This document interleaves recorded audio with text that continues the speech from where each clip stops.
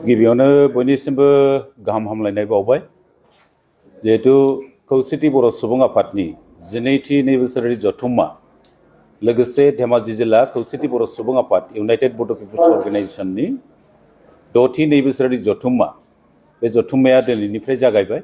दिनै गिबि हाबाफारि हिसाबै गाहाय थांखि बेखेवनाय लां बेखेवनाय आरो मेन पेन्डेल स्टेज आरो गुबुन गुबुन आयदाफोरखौ दिनै बेखेवजोब्बाय दिनै फुंनिफ्रायनो।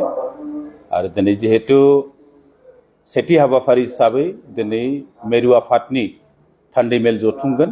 बे थान्दै मेलाव मानगोनां आसाम एसेम्ब्लिनि बुंथिगिरि बिश्वजित दैमारि सारा दिनै 4 बाजियाव जोंनि बे जायगायाव मोनफैगोन आरो बिथाङा जोंनि थान्दै मेलखौ बेखेवगोन। आरो गाहायै गाबोननि हाबाफारि बायदि 10 बाजि खावसेयाव जोंनि बिटिसिनि मानगोनां चिफ हाग्रामा महिलारि सारा मोनफैगोन आरो बेजों लोगोसे आसाम सरकारनि केबिनेट मिनिस्टार जयन्त मल्ल बरुवा बिथाङाबो मोनफैगोन। बिथाङा जोंनि जितु सबिनिर बिथाङा बेखेवफैगोन जोंनो फोरमायदों।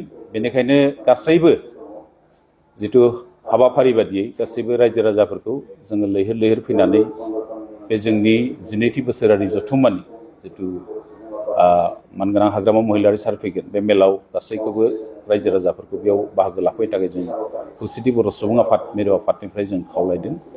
आरो बेजों लोगोसे जोंना बिनि उनाव बेलासियाव गुबुन गुबुन माहारियारि आफाद दुलाराय बर' फरायसा आफादनि मानगोनां आफादगिरि दिपेन बर'जों लोगोसे TMPKनि मानगोनां आफादगिरि तिलक दलो आरो गुबुन गुबुन जों मोनसे आयदाफोरखौ लानानै जों मोनसे सेमिनार हाबाफारि लादों। बे सेमिनारा बेलासिनिफ्राय जागायगोन।